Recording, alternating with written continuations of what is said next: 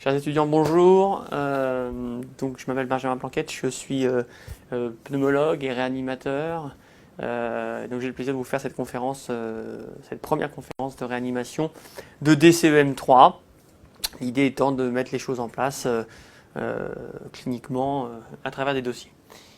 Alors, nous allons attaquer donc une série de 10 dossiers, 5 par conférence. Donc, cette première conférence, le premier dossier, un homme de 75 ans qui est initialement admis dans le service de pneumologie via les urgences de l'hôpital pour une décompensation de BPCO post-tabagique. On sait qu'il a un VEMS à 69% de la valeur théorique avant l'admission et dès son arrivée dans le service, l'infirmière vous appelle parce que le patient présente une hémoptysie de moyenne abondance qu'elle décrit comme très mal tolérée. Alors, première question, quels sont les critères de gravité d'une hémoptysie? Alors, je vous rappelle que l'hémoptysie est une expectoration de sang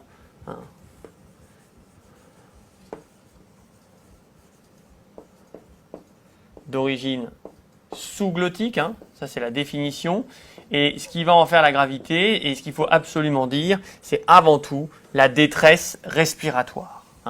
Il n'y a pas de choc hémorragique avec l'hémoptysie, puisque pour un sujet sain, il faut une spoliation estimée à 25% de la masse sanguine pour pouvoir constater une baisse de tension artérielle.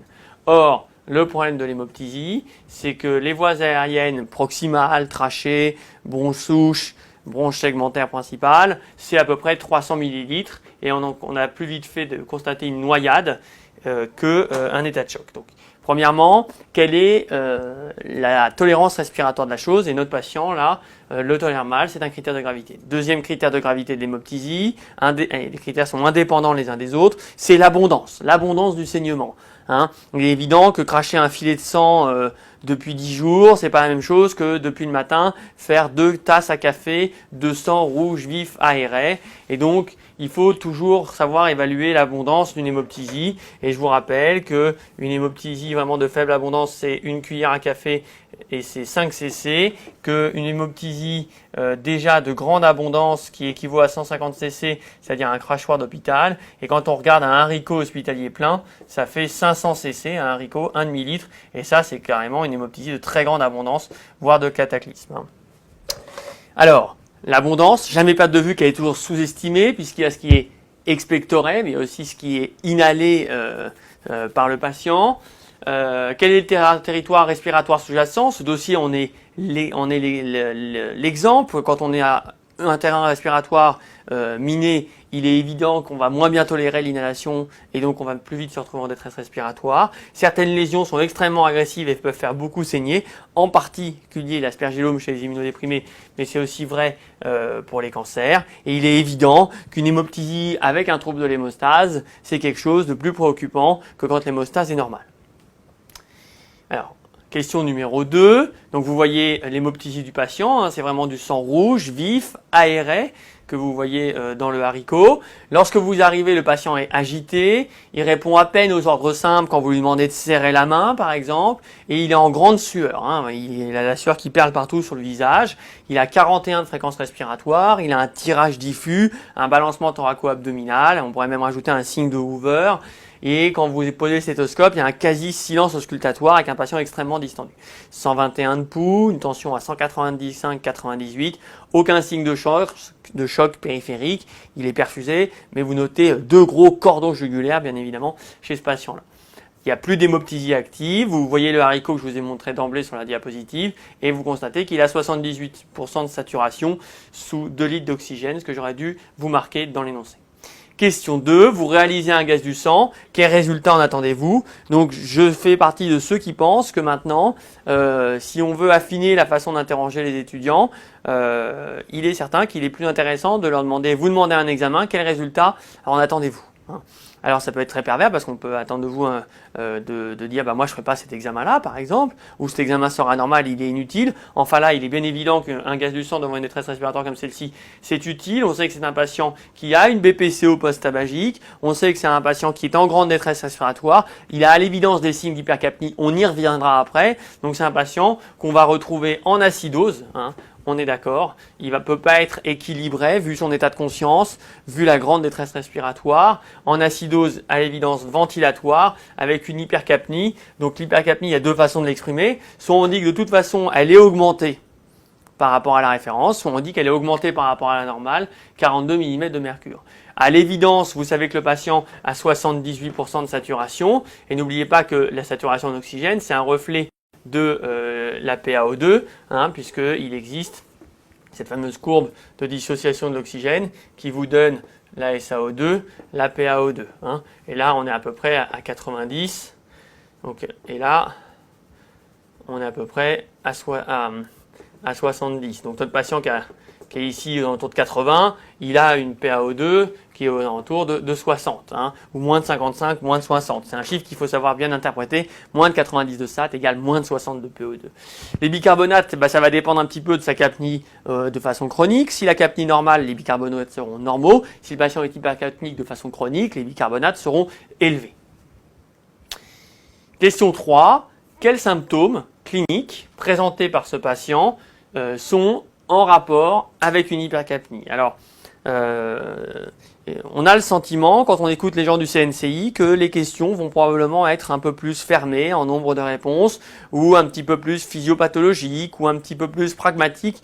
Du moins, on va changer, ou du moins ça va varier, il va y avoir une polyvalence dans ce qu'on va demander. Et donc, là, on peut vous demander dans un texte d'extraire 3-4 notions qui évoquent l'hypercapnie. J'ai déjà un petit peu vendu la mèche tout à l'heure. L'agitation, le trouble de conscience, on vous dit que le patient est agité, on vous dit qu'il ne répond pas aux ordres simples. Ça, c'est des signes de carbonarcose évidentes et c'est lié à l'élévation de la PCO2. La sueur fait partie des signes végétatifs induits par l'hypercapnie. Et l'autre grand signe, c'est l'hypertension, évidemment, excusez-moi, j'aurais dû le marquer, artérielle, puisque ce patient avait 190, 98 de tension, c'est un stigmate d'hypercapnie. L'hypercapnie, ça provoque une vasoconstriction artérielle. Et donc, ça fait monter la tension. C'est bon à savoir, il faut le retenir, parce que, à l'inverse, la baisse de la capnie va favoriser de la vasoplégie. Question 4. Évidemment, vous admettez le patient en réanimation immédiatement. Quelles vont être les 5 premières mesures à mettre en œuvre dès son admission?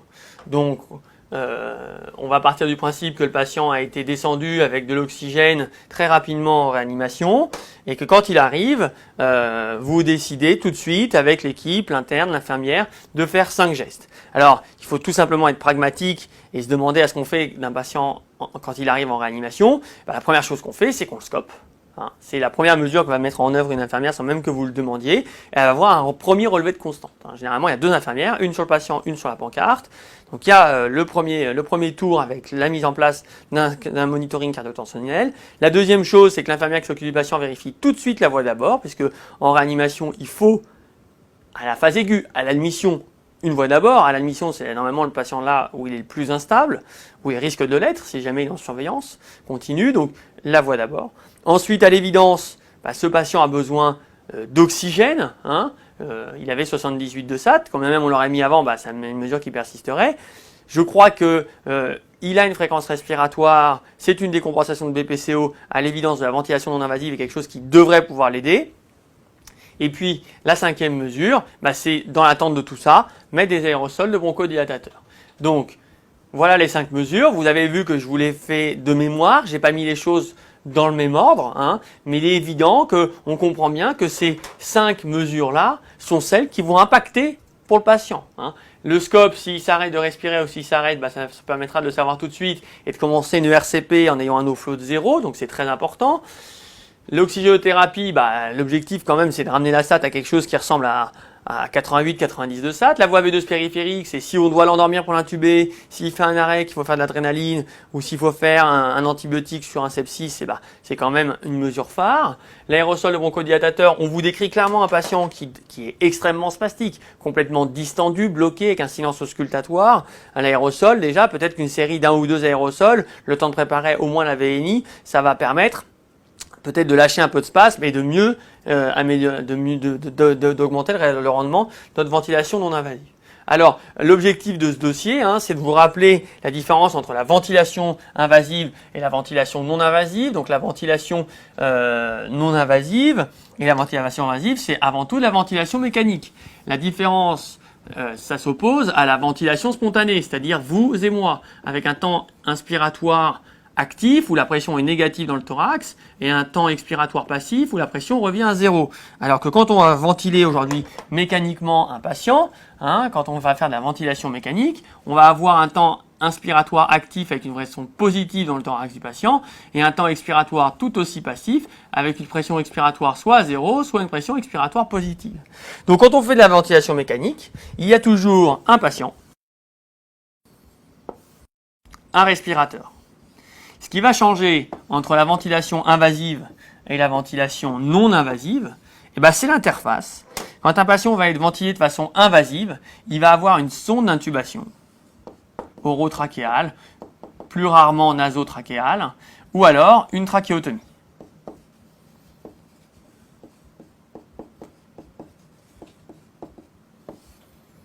Quand un patient, et donc le respirateur va être relié par ça.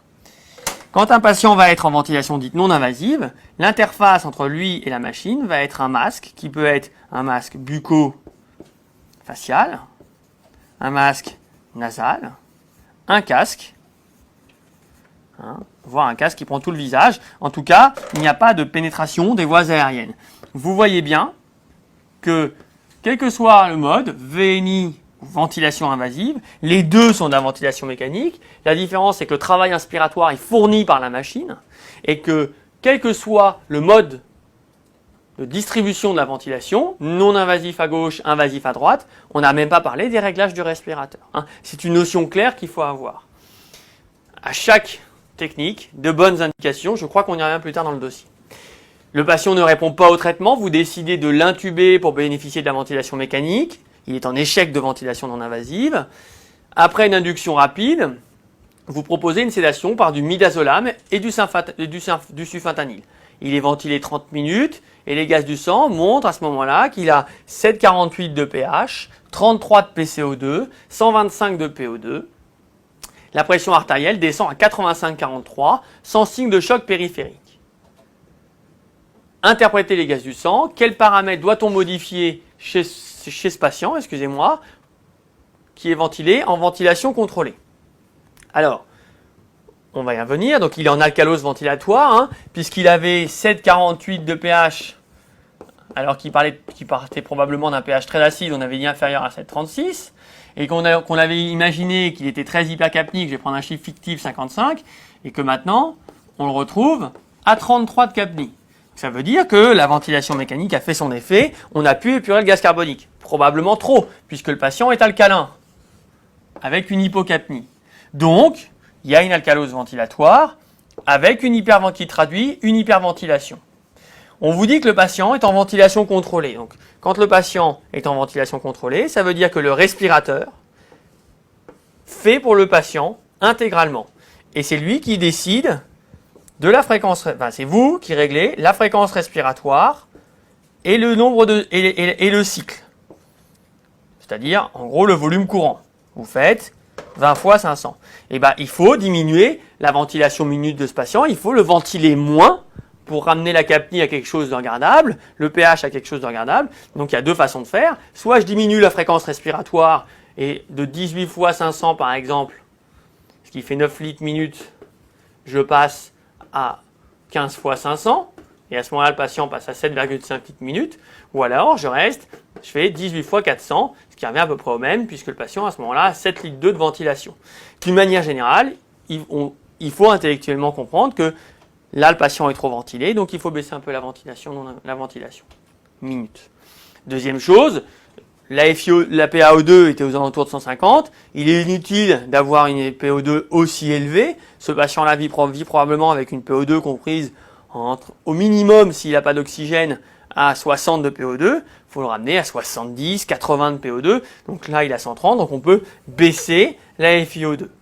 C'est quelque part des réglages de physiologie respiratoire plus que de réanimation, mais qu'on peut tout à fait vous demander de façon un peu anecdotique. Et effectivement, vous avez remarqué qu'au bout d'une demi-heure de ventilation mécanique, votre patient a la tension qui baisse sans signe de choc. Bon, là, le piège, c'est de dire, le patient a une hémoptysie permanente, il est en train de mourir d'un choc hémorragique. C'est pas possible. Parce que s'il devait saigner au point d'avoir une telle hémoptysie, vous auriez du sang partout dans la sonde d'intubation et il serait en train de mourir, même ventilé, d'un grand SDRA, ou au moins d'un œdème, d'une noyade. Hein. Alors, qu'est-ce qui peut faire baisser la pression chez ce patient? C'est ce qu'on appelle le collapsus de ventilation, qui est un phénomène multifactoriel. Premier phénomène, c'est que les médicaments que vous avez donnés pour l'endormir, c'est vasoplégiant. Hein. Tous les médicaments sédatifs, ça fait baisser la tension en induisant une vasoplégie périphérique. Les benzos, la morphine, hein. Si vous regardez les feuilles d'anesthésie, quand les patients sont anesthésiés, ils ont une chute de tension. Ensuite, on avait dit tout à l'heure que quand on était hypercapnique, on était hypertendu. Quand vous faites baisser très brutalement la capnie en hyperventilant ou en ventilant trop votre patient ou trop vite, à ce moment-là, vous levez, vous faites baisser vos résistances périphériques et donc vous créez de la vasoplégie et donc de l'hypotension. Et puis il y a un effet délétère de la ventilation mécanique sur le retour veineux cave, puisque ce patient-là, vous lui soufflez dedans et dans son thorax, il y a le système cave qui ramène le sang au cœur droit. Et donc, si le patient est un peu hypovolémique et qu'il a des pressions très élevées dans le thorax parce qu'il est très bronchospastique, la pression positive va venir un peu collaber votre veine cave, diminuer la précharge de votre ventricule droit, donc son volume d'éjection systolique, donc la précharge gauche. Donc le volume d'éjection systolique gauche, donc le débit cardiaque, donc la tension. C'est un peu compliqué, mais si la dernière partie n'est pas accessible peut-être aux étudiants de deuxième cycle, les deux premières hypothèses peuvent être levées. Le piège, ça serait de dire que le patient saigne. Comment peut-on monitorer de façon simple la pression artérielle de ce patient? Quels sont les avantages et ou les inconvénients de ce mode de monitorage? C'est une question assez simple pour vous dire que en réanimation, quand le patient est hypotendu, quelle qu'en soit la nature, et qui va être multiprélevé, on a tout intérêt à avoir un monitoring invasif en mettant un cathéter artériel soit dans l'artère radiale, soit dans l'artère fémorale. Ce cathéter a l'avantage de donner une pression continue, une surveillance continue de la pression. Hein. Vous avez une pression pulsée, c'est-à-dire que si vous regardez le scope cardio-tensionnel, vous avez vos QRS, votre onde T, vos QRS, votre onde T, et à peine en décalé, sur la courbe d'artère, vous avez systole, clouc, diastole, systole, clouc, diastole, systole, clouc, diastole. Donc c'est extrêmement bien. On a une surveillance continue. On peut évaluer la volémie par une technique qui s'appelle le delta PP, qui repose sur ce que je viens de vous expliquer juste auparavant, c'est qu'un patient qui est en ventilation contrôlée, c'est-à-dire, comme je vous l'ai montré avant, dans lequel on va insuffler, on va créer des variations de pression intrathoracique à l'insufflation. Si le patient est hypovolémique, ces variations de pression vont être plus ressenties par le système cave, on va diminuer la précharge et diminuer la tension.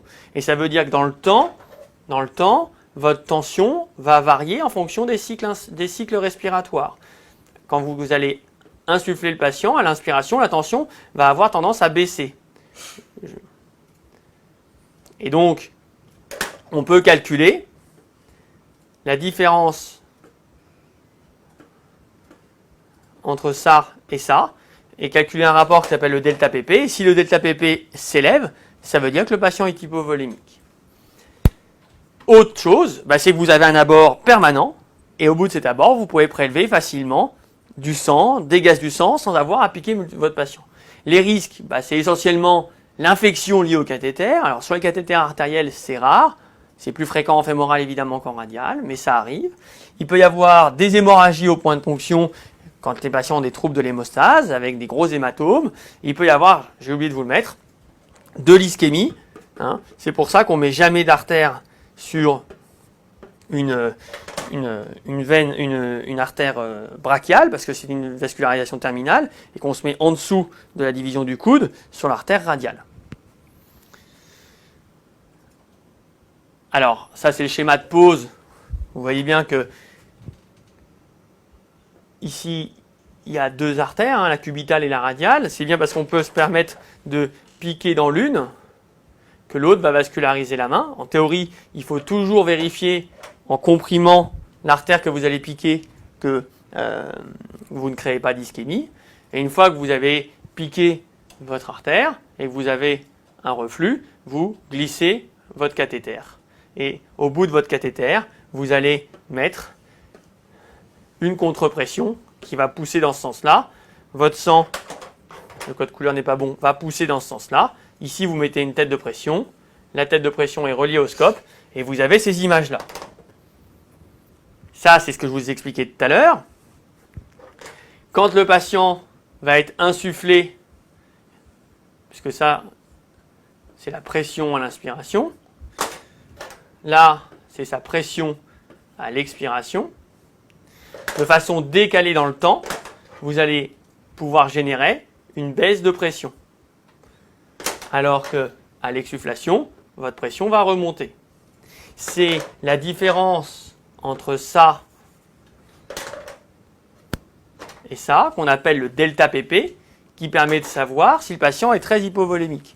Si le patient est hypovolémique, cet écart va se majorer et le patient aura un gain, voire du remplissage vasculaire.